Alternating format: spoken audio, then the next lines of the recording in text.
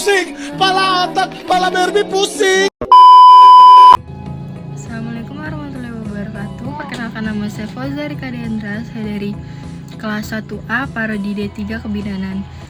A few moments later. Di sini saya akan menjelaskan tentang penjelasan panca indera dan sistem pencernaan.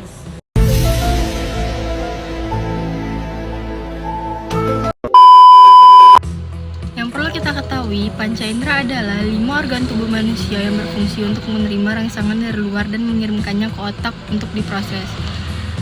Panca indera dan fungsinya, yang pertama sentuhan atau kulit, merasakan tekanan suhu, sentuhan ringan, getaran, dan rasa sakit. Yang kedua penglihatan atau mata, menangkap gambar, mengenali pola warna dan jarak.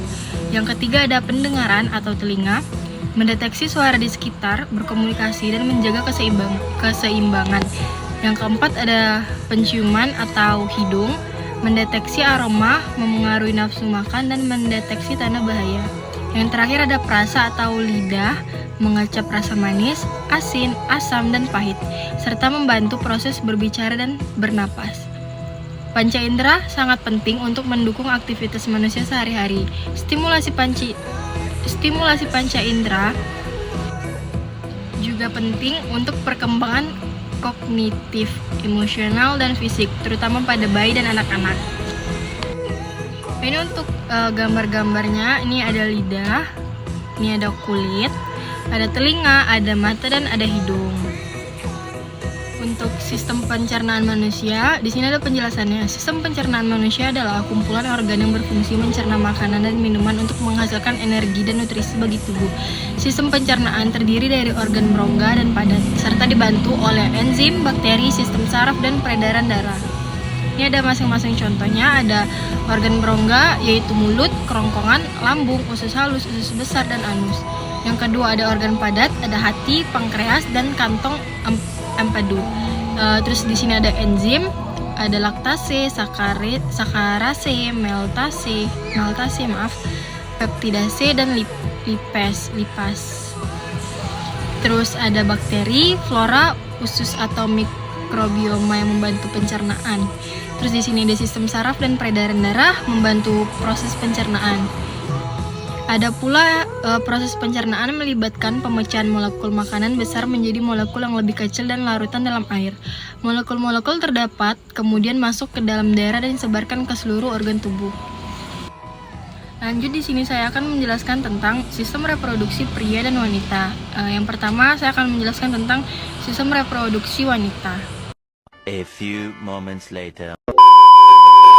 Di sini ada gambar organ reproduksi wanita. Yang pertama ada bagian luar, ada vulva. Vulva adalah celah terluar organ reproduksi, muara urin, dan saluran reproduksi. Terus ada labium, bagian yang membatasi vulva. Lalu ada bagian dalam. Yang pertama ada ovarium. Struktur berbentuk seperti telur, berjumlah 2 buah, terletak di samping kanan dan kiri rahim atau uterus, dan berfungsi menghasilkan sel telur atau ovum. Yang kedua ada tuba fallopi atau oviduct. Saluran telur dengan panjang sekitar 10 cm yang menghubungkan ovarium dengan rahim atau uterus, berfungsi sebagai jalan ovum dan tempat terjadinya pembuahan. Lalu di sini ada infundibulum, struktur berjumbai dan merupakan pangkal dari tuba fallopi yang berfungsi untuk menangkap sel telur. Lalu ada rahim atau uterus, struktur seperti buah pir yang berfungsi sebagai tempat perkembangan janin selama kehamilan. Di sini uterus terdiri atas 3 lapisan, ada perimetrium, ada myometrium, dan ada endometrium. Nah, endometrium itu lapisan yang membatasi rongga rahim bagian dalam dan melurus saat menstruasi. Ini juga tempat menempelnya plasenta, janin, atau ari-ari. Terus di sini ada serviks, struktur rahim bagian bawah yang menyempit dan membuka ke arah vagina, berfungsi mengalirkan darah ke vagina saat menstruasi, mengarahkan sperma ke rahim, dan mendukung kepala bayi saat dilahirkan. Lalu yang terakhir ada vagina, saluran yang menghubungkan lingkungan luar dengan rahim, saluran mengalirnya daerah menstruasi dan saluran keluarnya bayi. Lanjut di sini ada organ reproduksi pria. Yang bagian luar ada penis, bagian luar organ reproduksi laki-laki yang berfungsi sebagai saluran kencing atau urin dan saluran sperma. Terus ada skrotum, bagian seperti kantung yang di dalamnya terdapat testis, berfungsi menjaga suhu testis agar sesuai untuk produksi sperma. Bagian dalamnya di sini ada vas deferens, saluran panjang yang mengarah ke atas dan merupakan lanjutan dari epididymis, berfungsi untuk menghubungkan epididymis dan uretra. Lalu ada uretra, saluran yang terdapat dalam penis merupakan akhir dari saluran reproduksi, berfungsi sebagai saluran keluarnya sperma dan urin. Lalu ada testis, bagian bentuknya bulat telur yang tersimpan dalam skrotum, berfungsi untuk memproduksi sperma dan hormon testosteron.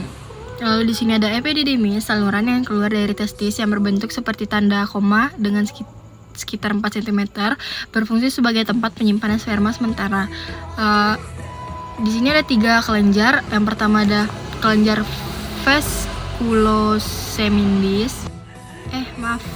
kelenjar vescula seminalis, bagian yang berbentuk seperti kantung kecil berukuran 5 cm yang terletak di belakang kantung kemih, berfungsi menghasilkan zat-zat yang diperlukan untuk perkembangan sperma.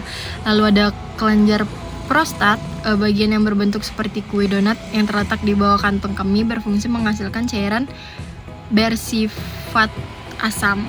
Lalu ada kelenjar Cowper, bagian yang berbentuk seperti kacang yang terletak di bawah kelenjar prostat, berfungsi menghasilkan lendir dan cairan bersifat basah.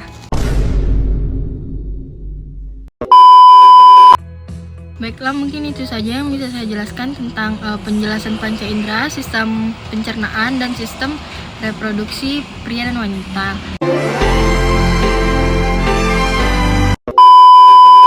Jika ada salah kata saya mohon maaf. Terima kasih atas perhatiannya. Saya akhiri dengan wassalamualaikum warahmatullahi wabarakatuh. Terima kasih. Thanks for watching. Please subscribe.